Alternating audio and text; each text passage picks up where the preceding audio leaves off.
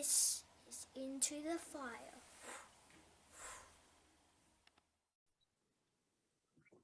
I can't thank the boxer, Commonwealth gold medalist, really great bloke who you don't want to annoy, Australian Olympian and karaoke superstar, Harry Garside. Nice to meet Harry. Hey, great intro. I don't know about karaoke superstar, but great intro. I don't know, maybe one day. So you unexpectedly got into boxing at the age of 9, when no one expected you to decide to take up boxing. What made a quiet, young guy who didn't like contact sports take up such a contact sport? To be honest, mate, I have two older brothers and they're pretty tough, pretty manly. And my dad is very old-fashioned and manly. So I started boxing to gain a little bit of respect from them, and I fell in love with the sport almost instantly. So I'm very grateful now that I started it.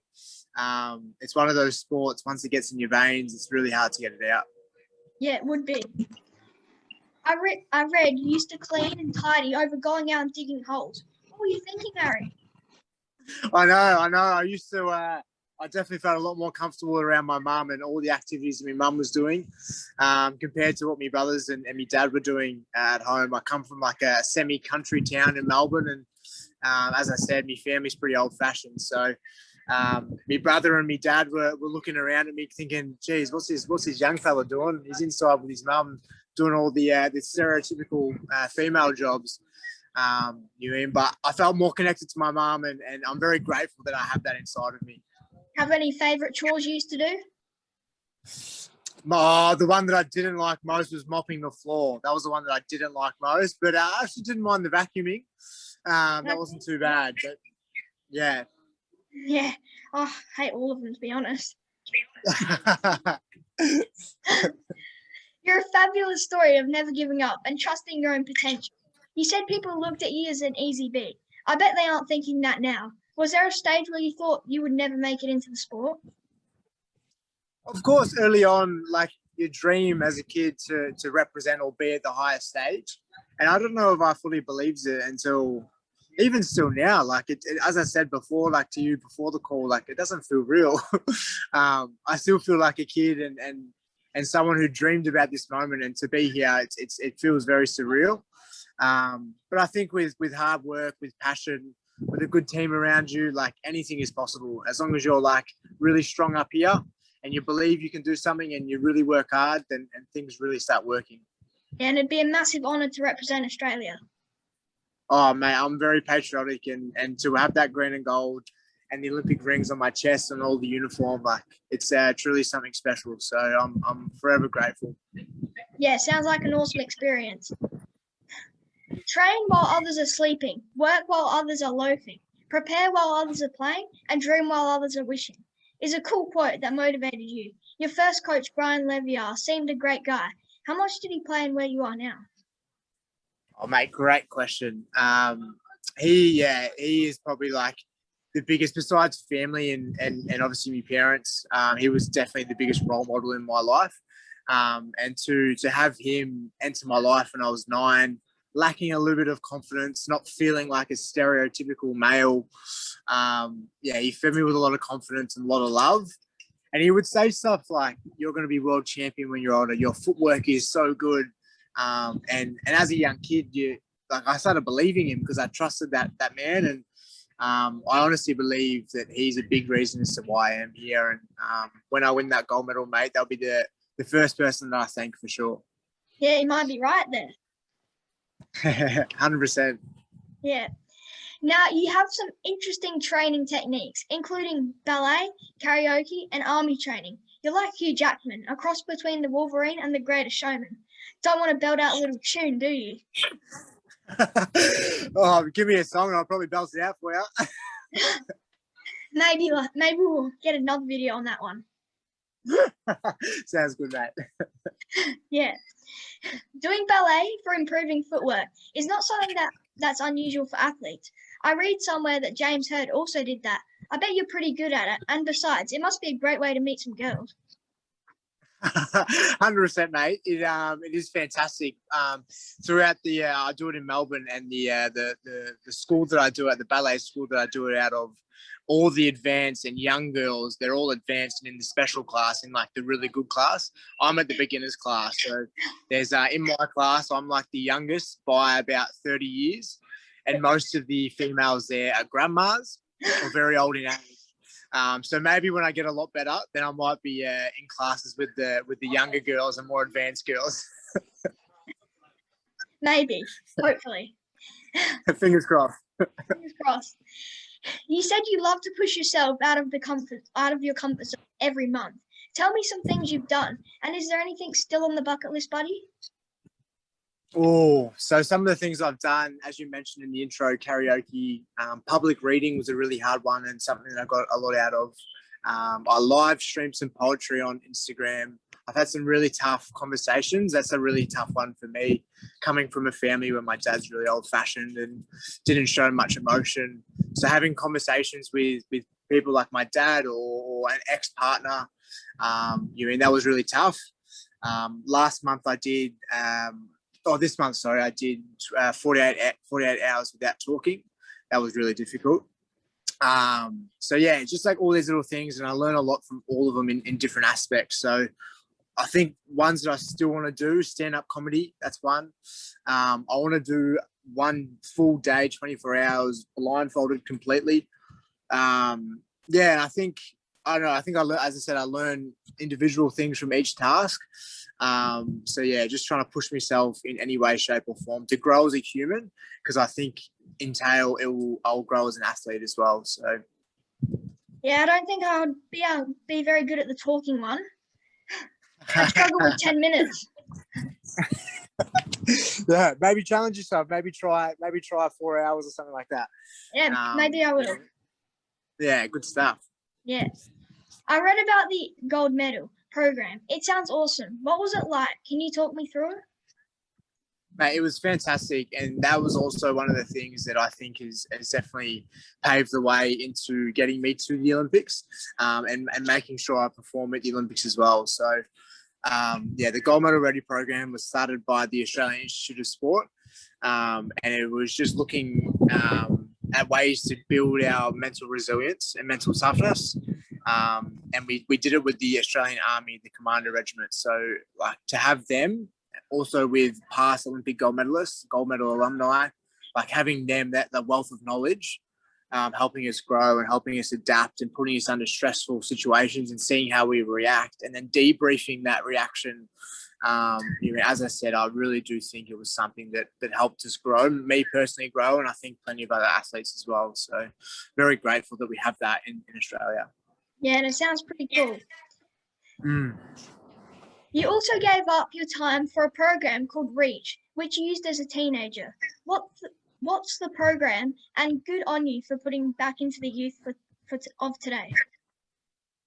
Absolutely. I feel like a bit of in a positive way, but I feel like a bit of an obligation to Reach, because they entered my life when I was about 15 years old. I wasn't having much success in boxing. I was really thinking, am I cut out for this? Am I going to make the Olympics? Am I good enough to make the Olympics? A Reach come into my life, and they made me realise my full potential, and I'm forever grateful for that. So I feel a bit of an obligation to Reach to sort of give it back to a young person, and that's why when I'm in Melbourne, I always try my best to get involved. And if there's a community engagement program or they go out to a school, always try my best to stick my hand up if I have the time, to try and give back as much as I can. Because as I said, I got so much out of it. If one kid or one young person in the room can get something out of it, then I've done my job. So yeah, it's a very good program. 100%, mate. Absolutely. Yeah, it is. Now, you've always wanted to be an Olympian. What is it like walking through the village now, seeing all your Olympic clothes in your room? It must be like a dream. Mate, it doesn't feel real. I keep saying to my teammates, I'm like, when is it going to feel real? I honestly don't know if it will. as I said, I still feel like a little kid who used to dream about this moment, and to be here and be surrounded by people like Patrick Mills, Ash Barty, Sally Fitzpatrick, the surfer. Like, there's so many amazing athletes. I actually just got a photo with Patty Mills, and I was fanboying really hard. Really? So I don't know when it's gonna sink in, mate, but I think maybe when I get home and all the dust and all the emotions settled, then I think maybe then it'll settle in. But for now, just got to focus on competing, and that's what we're here for. We're not here to enjoy ourselves. We're here to compete, and I'm here to win a gold medal. Yeah, the village sounds awesome. You won the Commonwealth gold medal, so you know what it takes to win at the top level. Does that give you confidence going into the Olympics? Of course, absolutely. The Commonwealth Games obviously a lot smaller than the Olympics, but even still, some of the guys in my weight, the Indian who I fought in the final, he actually won a bronze medal at the World Championships. So he's done successful things, and I've managed to beat him before. So I know I'm up there with the top pack, and I know I'm going to have to pull something out of my bum to make sure I win. But I know I'm capable of doing it, and I've put in the work, and I'm just excited to get in there and do myself and my country proud. And I want that gold medal, so I won't leave until I get it. Yeah, I know you're capable of it. What kinds of things go through your mind before a fight? Are you scared at all? I think, of course, we're nervous, we're scared, we're fearful. Any combat sport, you're extra vulnerable. I know in all sport we get that fight or flight response, or we get really nervous and anxious before. All athletes do, but I think combat sport is just like that little bit more heightened because you're sort of locked in a ring, or you're locked in a mat, you're locked in an area with just one other person, and you're competing, and it's a very physical. It feels almost like unnatural when you talk about it, but I honestly believe it's one of the most natural things we can do as a human, because when we're hunters and gatherers, that's what we're doing. We're fighting against other animals, and we're hunting to get food and stuff like that. So I'm just excited to get in there, and I've had a great preparation. So the nerves are pretty relaxed right now. I'm sure on fight day and on comp day, I'll be very fearful and very nervous, but that's all part of it. And I'm just excited for that feeling to come back, because that's what we train for. Yeah, it looks like a scary sport, though. Have you ever been badly hurt in the sport? Not badly hurt. I don't know if you can see on the camera, but I've had a few cuts on both my eyes, so I've got a bit of scar tissue. But yeah, not severely hurt. I think boxing personally is a lot more long-term effects. Like a sport, say like rugby or AFL, they're like more immediate. You do your hamstring or you do your knee, that's like more immediate. So I think boxing, you don't get severe injuries. You probably get the more arthritis in the hands or a couple of head injuries maybe later on in life, but you try your best not to get hit, and fingers crossed you don't get hurt. Fingers crossed. What's your greatest attribute that can take you to gold? I truly do believe it's my mental strength. I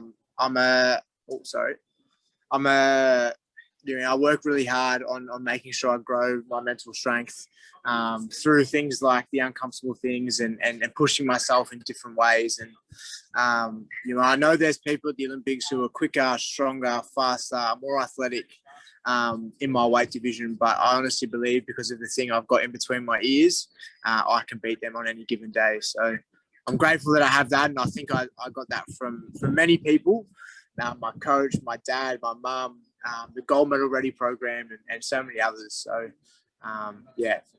Yeah, and thinking like that really helps in sport as well. 100%, mate. Thank you. That's all right. What will be your first cheap meal after the event? Cheap meal. Oh, great question. I usually get pizza. That's usually my go-to because I haven't had it for a long time.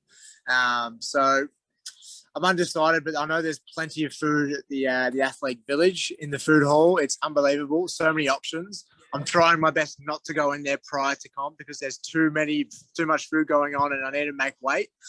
But after competition, I definitely think I'll be getting a few treats and maybe a little bit of ice cream and stuff like that. Maybe a good KFC burger? Hopefully, mate. Maybe play home for sure. Are you thinking of turning professional ever? wearing the green and gold is truly one of the best things that I've ever done. I got the privilege to represent Australia at the Youth Commonwealth Games. That was the first time I wore the green and gold back in 2015. It's truly one of the greatest things. And I think if we can do both, they've just recently changed the rules so we can do professional and amateur. So if I can do both, then I probably will do both. If not, I will eventually turn pro, whether it's after the Commonwealth Games next year. I'm not too sure when it's going to be, but I definitely will do it, just not sure when. Yeah, it will be exciting. Thank you, champ. That's okay. Okay, so think of this, mate. You're awaiting the decision of the gold medal playoff, and the referee grabs your glove and holds it in the air. You'll be beside yourself. You need a celebration, mate, a celebration worthy of the greatest, and I have it. Having gloves on will make it tough, but if anyone can make it work, it's you. So here it is, the gold medal celebration, the Into the Fire. Hey, 100%. Absolutely. The thing is, though, because that's actually going to work because we actually take our gloves off for the decision. Oh, really? So I could do that. Yeah, we could be on. So is it? Do it again one more time. Yeah. Yep.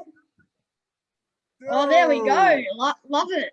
100%. All right, 100%. It's coming up. It's coming up. Awesome, mate. Sounds good. Well, I can't thank you enough for joining me while in Tokyo and preparing for the tournament. You're a terrific person, and win, lose, or draw, you're someone everyone in Australia can be proud of. And we'll all be cheering for you from afar, mate. Enjoy, and I hope everything goes your way. Thanks again, buddy. Mate, thank you. Can I just say you are one of the nicest young fellas I've ever met. You're very mature for your age and you're doing a fantastic job. So, yeah, keep doing the great work and hopefully we can meet one day in person or something like that. Yeah, sounds good, mate. Thanks for the chat.